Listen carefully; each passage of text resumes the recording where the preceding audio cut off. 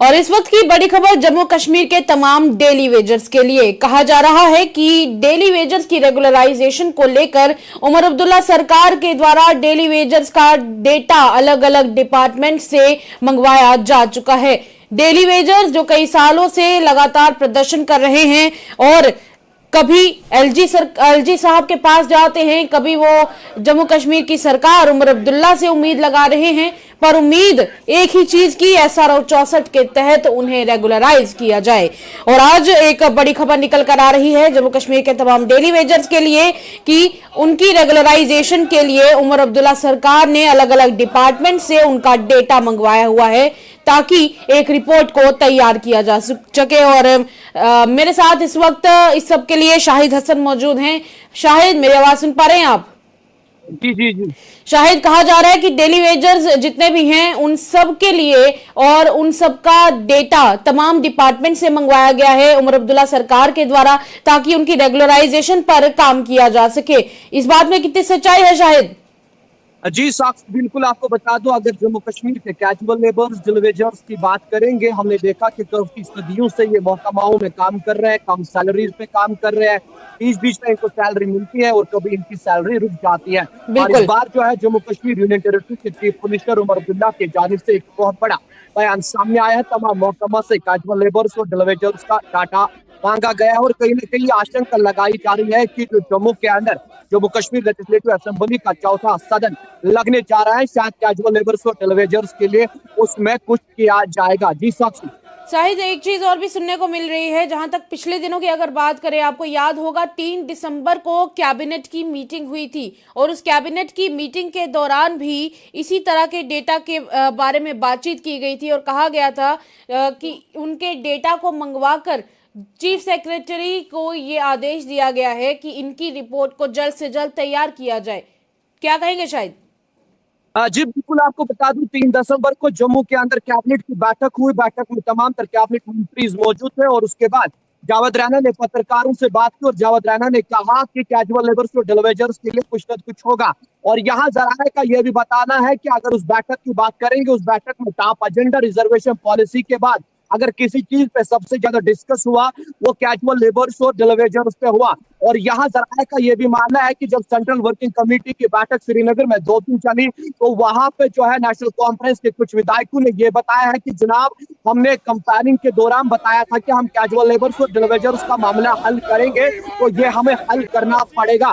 और यहाँ इस वक्त जो बताया जा रहा है कि जो कैबिनेट की बैठक जम्मू के अंदर 3 दिसंबर को लगी, उसमें टॉप एजेंडाओं में जो दूसरा एजेंडा था वो कैजुअल लेबर्स और डेली वेजर्स का था, जिसपे काफी ज्यादा डिस्कशन हुई है। CWC बैठक में भी जो है कुछ विधायकों ने मामले को उठाया है और जो हमें जराये के हवाले से खबर मिली है, कम से कम जो है 25 के करीब ऐसे नेशनल कॉन्फ्रेंस के विधायक हैं जिन्होंने इस मामले को उठाया। और उसके साथ साथ member parliament central Kashmir Syed Aga Ruhullah Mehdi लगातार जो है कैजुअल लेबर्स और डेली वेजर्स से भी बात कर रहे हैं और उनका भी मानना है कि इनका मामला भी हल होना चाहिए। जी चलिए, एक बात तो अच्छी है और मानना पड़ेगा कि जम्मू कश्मीर के तमाम डेली वेजर्स की बात पार्लियामेंट में जा चुकी है, तो क्या लगता है कि पार्लियामेंट से भी इस सब को लेकर कोई अच्छी खबर आ सकती है शाहिद?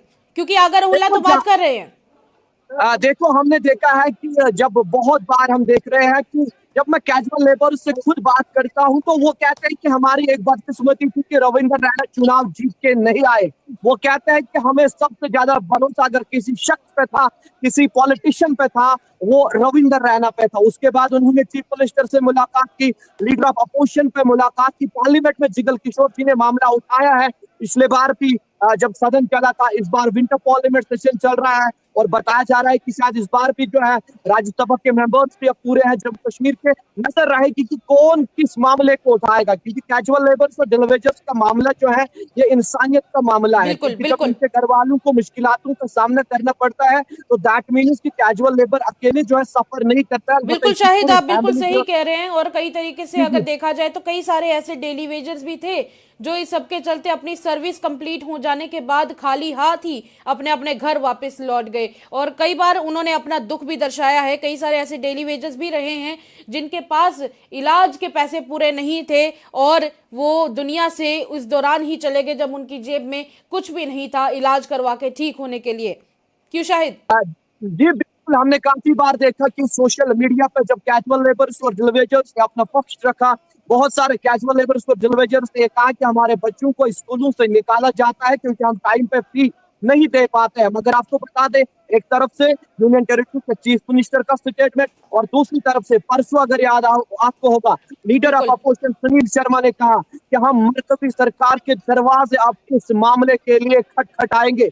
यानी अपोजिशन भी जो है इसका सॉर्ट आउट चाहता है और जो मौजूदा सरकार है वो भी सॉर्ट आउट चाहती है कैजुअल लेबर्स और डिलीवेजर्स का, क्योंकि ये जम्मू कश्मीर में सबसे बड़ा मामला है। और बताया जा रहा है कि टॉप एजेंडाज में ये दूसरा एजेंडा था जब जी हाँ। कैबिनेट जो है जम्मू टोटल के 22, अंदर जी हाँ जी हाँ जी हाँ, शायद टोटल 22 एजेंडे, हम एक बार फिर से अपनी जनता को बता दें, टोटल 22 एजेंडाज डिस्कस किए गए थे उस मीटिंग के दौरान। और कहा जा रहा है कि उन जितने भी 22 एजेंडाज थे उसमें से एक सबसे ज्यादा बड़ा मेजर एजेंडा यही बताया जा रहा था और दूसरा एजेंडा बताया जा रहा था जम्मू कश्मीर के लोगों के लिए रिजर्वेशन का मामला। चलिए वो तो अलग बात रहेगी, पर इसी के चलते शाहिद एक बात और ये रहेगी कि क्या लगता है इस दौरान डेली वेजेस को लेकर कोई खास मीटिंग भी होने वाली है या नहीं, क्योंकि डिपार्टमेंट से अलग अलग डेटा मंगवाया गया है। देखो, डिपार्टमेंट को कहा गया है डाटा दीजिए, बैठक होगी या नहीं होगी इस पे अभी टिप्पणी नहीं कर सकते हैं, क्योंकि हमने देखा कि लेजिस्लेटिव असेंबली में खुद जो है